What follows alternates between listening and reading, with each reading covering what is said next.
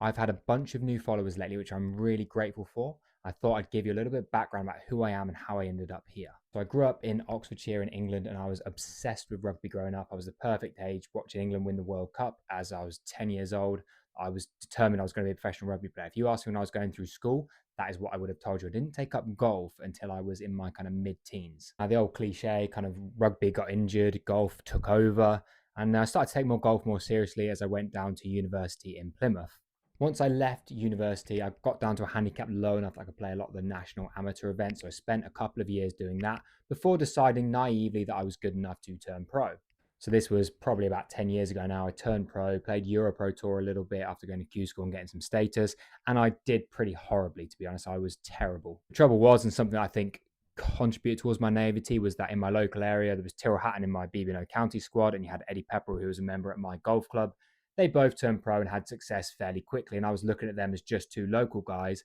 I didn't know they were going to be the absolute world beaters they were. And I was very naive about how good you needed to be competitive as a professional golfer. So to fund my professional golf career, I was working loads of different jobs, predominantly nightclub bar staff, nightclub doorman, did some Amazon delivery driving, did all sorts of things to try and make ends meet before eventually deciding that I needed to back off because I couldn't afford to keep playing and I needed to go and do my PGA degree. So I started my PGA quite a few years back now at Thrillford Heath Golf Club, which is where I'd grown up playing and where I kind of learned to be a good golfer.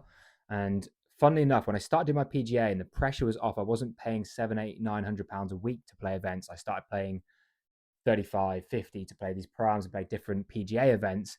I actually started to play quite well and I won quite a lot of things. My scoring average dropped loads. I think it was just a result of the lower pressure. And then I won a bunch of stuff. Predominantly, I won also the Thrillford Heath Pro-Am where I shot 8 under.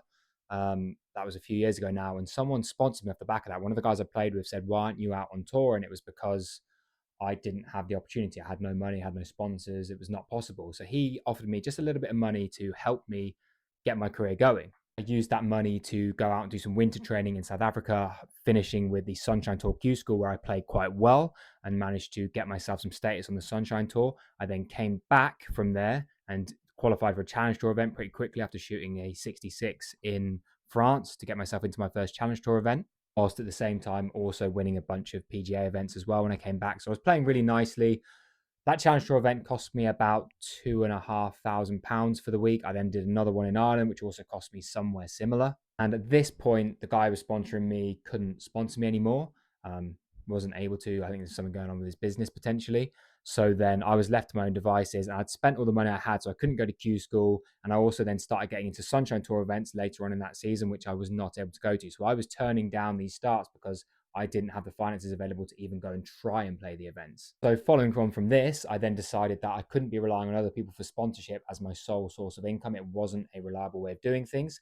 So that's when I took my PGA degree to good use. I started coaching online as well as posting here on TikTok, trying to join the Creative Fund to find ways of funding my golf that didn't rely on me being at home and physically on the lesson tee in person or sat in a pro shop. So throughout that journey of growing TikTok, growing my Skillist, my online coaching, which you can get a free analysis with me, by the way, if you click the link in my bio. But throughout that journey, I did kind of lose my golf game a little bit. I focused so much on trying to create this income source that I wasn't putting enough time or effort into my golf game. I've now kind of got that to a point where my income source is okay. I would still like some sponsors. So if you are interested, by all means, my DMs are open.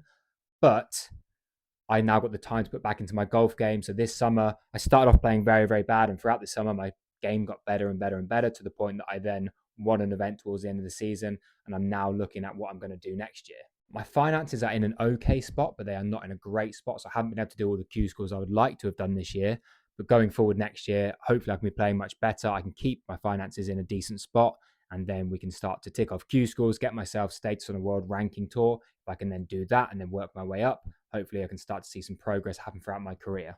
I'm not naive enough to think I can be the next Rory McIlroy. I just want to be the best version of myself that I can be. I want to enjoy the journey. I want to enjoy the travel. And I want to see where ultimately, with my set of circumstances and my talent, this game can take me.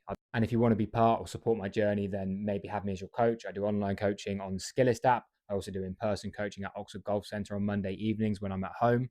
Or like I said, if you are a business owner and you would like to have your logo on my shirt, I do get millions of views nowadays between here, IG, YT, all those other social media channels. So there is some access for you there if that's something you're interested in. But again, like I said, there's no pressure. My DMs are always open.